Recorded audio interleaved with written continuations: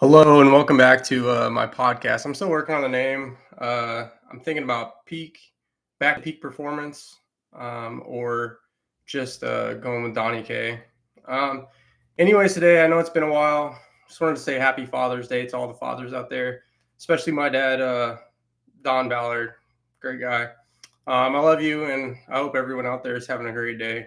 Um, Today I wanted to talk about some basics of fasting, different protocols, do's and don'ts, and how they can help you reach your physique goals as well as increase your mental clarity. So, everyone thinks that fasting is, well, currently people think that fasting is unhealthy. We have to we have to eat 3, 4, 5 times a day to see results in not only fat loss, but also in muscle gain. This just is not 100% true. If you look at the history of man, we naturally fast. We've been fasting for thousands of years, only until around the 1800s when agriculture became a lot more easy to farm the land, and we began to raise livestock.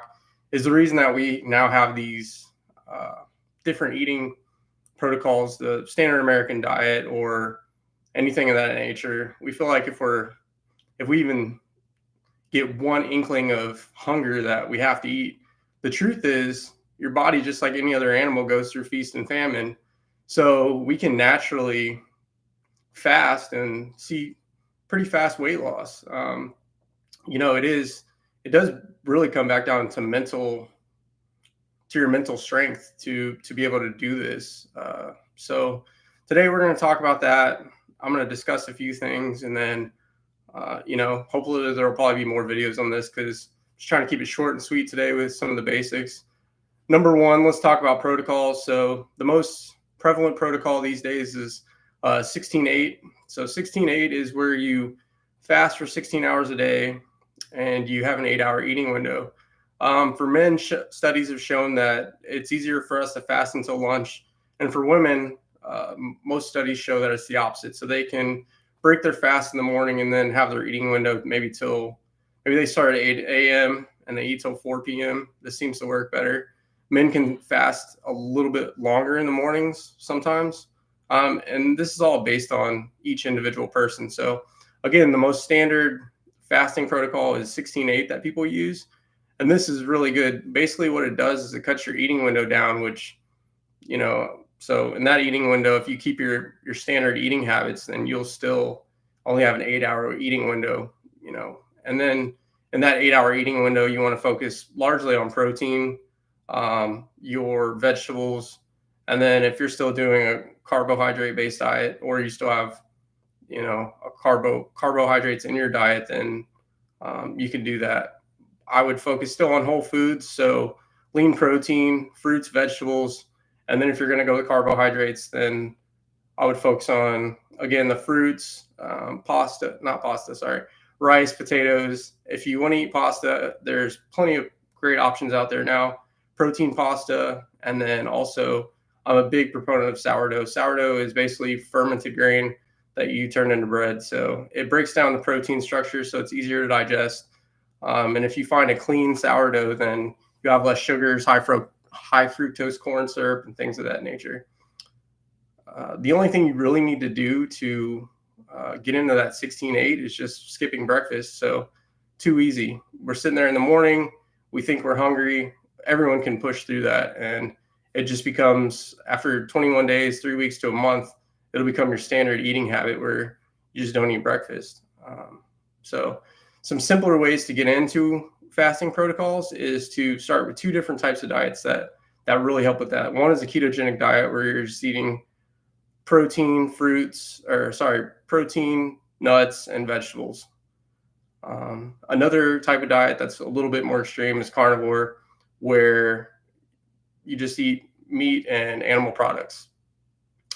These essentially get your body in the right state, where you begin to use ketones as your form of fuel, essentially using burn fat as your main fuel source rather than carbohydrates.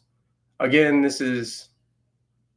we've been doing this naturally for thousands of years, and It's not something you have to stick to forever, but it can definitely help you reach your goals a lot faster. The next kind of fasting I want to talk about is alternate day fasting.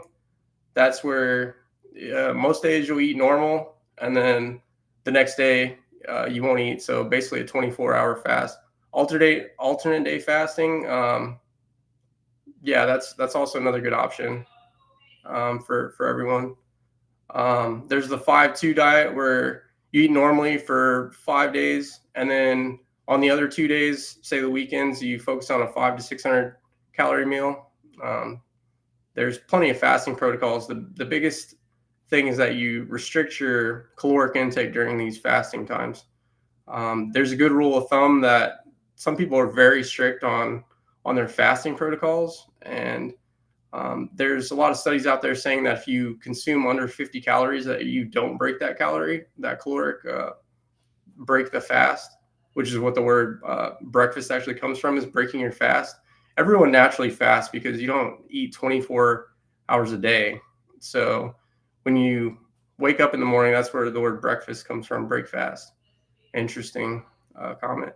Another misnomer is that people believe that if you don't eat every day, you're starving yourself, which I guess if you look at it like that, maybe there is some truth to that. But again, in the animal planet, it's natural for feast or famine. A lion doesn't eat every day, and when they do, they just eat a great abundance of food. The same can be said for man. Before the 1800s, we didn't have McDonald's. We didn't have, you know, all these processed foods. So, again, it was really what you could grow. So I think it's good to get back to that whole foods, and then focus on cutting your eating windows, which again will increase your fat loss. 24-hour fast is exactly what it sounds like. So say I eat my last meal Sunday night, and then I just don't eat until the next day. This is also known as OMAD, or one meal a day. One meal a day is good to throw in periodically, especially if you're at like a stuck state of fat loss. 24-hour fasts are definitely good to throw in every once in a while. Then you have extended fasts. So extended fasts are typically 24 plus hours, 3 days, 24, 48, 72, just essentially you keep going for as long as you can. There's a bunch of really good videos out there if you like cussing.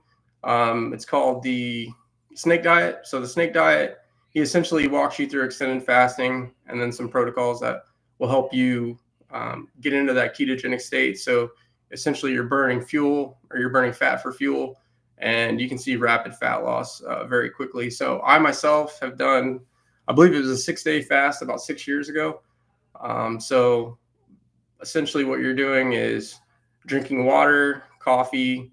You can have chicken broth if you're not concerned about, that small minuscule amount of calories. I also wanted to discuss electrolytes. So electrolytes are probably the most important part of fasting. A lot of people, when you get in that ketogenic state, it may feel like you're dragging, lagging, mental clarity, you have mental fog. There's not, it's a struggle. So electrolytes are key. Here's Propel. It's not the greatest brand. They have a bunch of stuff in there that you don't really need. Here's another one I found called Drip Drop. This one has 35 calories, but again, I'm not overly concerned with that, because if you're still in a fasted state, your body's going to burn through that 35 calories in no time, and then you'll be back to burning fat. Here's a pretty good one as well. This one it's called Noon. Essentially, it's like dissolvable tablets that have your electrolytes in them, but they're also fizzy. So that's a lot of stuff that people miss, is that carbonation. So that definitely helps extend your fast. They don't taste too bad. You can drink carbonated water that's sugar-free. Again, coffee, broth, things of that nature. Electrolytes are key. So you're looking for salt, which typically you want to get pink Himalayan salt because it's cleaner and things of that nature, less preservatives. So you want to get salt, potassium, and magnesium. Sodium, potassium, and magnesium are what will help you get into that extended that fasting state. Um, it- Again, if you're not on a ketogenic diet, you're definitely going to jump into fasting. You may struggle a little bit more. Essentially, after about 24 to 36 hours, you're going to be in a ketogenic state anyway. So if you feel like you can just hop right in, I would consult a your physician first, because it's not necessarily for the faint of heart. However, again, it is a natural state, so we need to get away from that where everyone thinks it's a bad thing. Again, don't overanalyze fasting. Fasting is natural. So the one thing you'll see is increased mental clarity, rapid fat loss, and things of that nature. An extreme measure of fasting is called dry fasting, which is essentially where you don't drink water or fluids for an extended amount of time. That's definitely not for the faint of heart. So I would probably steer away from that until you've at least completed a 48, 72-hour fast. And then, you can throw in a few hours here and there. You'll definitely see rapid fat loss with that. But again, don't be scared to fast. I would suggest starting with a 16-8. It's pretty natural. And then if you can reduce your carbohydrates, you can always do carbohydrate backloading, which is where, say, for the beginning of the day, maybe for lunch, you'll just eat your lean protein and vegetables, maybe a salad or something. Keep a low carbohydrate salad dressing to help that out. Maybe eat nuts, eggs, things of that nature. That'll definitely help you out in the short term. And then also for carb backloading, what you're going to want to do is you can essentially eat your carbohydrates in the evening, which helps with satiety or the feeling of being full. This will also help you spike your insulin, and essentially you can sleep better if you're, say, you do ketogenic during the morning, and then for your evening, have your carbs, maybe have some fruit. People don't really get fat on fruit, even though, obviously it comes from sugars like polysaccharides and monosaccharides, just different types of simple carbohydrates versus complex carbohydrates. If you're looking to lose weight rapidly, I would suggest decreasing your carbohydrate intake. However, if you're calorie counting and using MyFitnessPal, then you can fit carbs in. I think the biggest key takeaway is that we increase our protein to also increase our lean mass. If you increase your lean mass with working out, then you will burn more fat. Also, with protein, it has a higher thermic effect, which means, I believe, 30, don't quote me on this one, but it definitely takes a lot more of your body to process protein. So say you eat 1,000 calories worth of steak, then I believe at least 300 calories of that are going to be burnt up in the process of just breaking that protein down into amino acids. So I wanted to keep this video short and sweet, to the point. If you have any questions, let me know, and I can definitely do better, longer videos. Or if you're struggling, just take it one day at a time. Again, hopping on a ketogenic diet slowly, or just eating cleaner, will definitely help you get into that fasting state of mind. For the most part, it's just mental. It's a mental game. So increase your fluids, drink when you're thirsty. You don't have to drink all the time, despite what everyone says. An ounce of water per pound of body weight. It's not necessarily true. While it doesn't necessarily hurt, you can definitely just focus on drinking when you're thirsty. So anyways, everyone out there, good luck. If you have any more questions or concerns, thoughts, let me know, or videos that you want me to make. But again, happy Father's Day, and fasting is your friend. So currently on my cut again, down 26 pounds in about 5 or 6 months.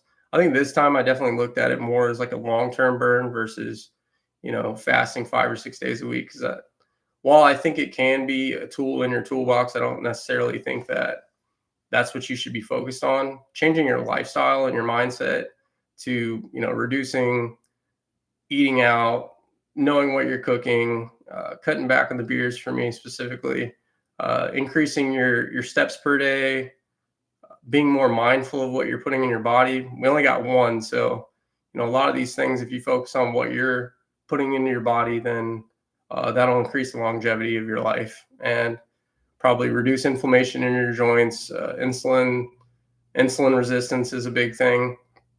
I guess there is one more thing that I want to talk about. So there's this thing called autophagy. And autophagy, when typically I believe happens around the 24 to 36 hour mark of your fast.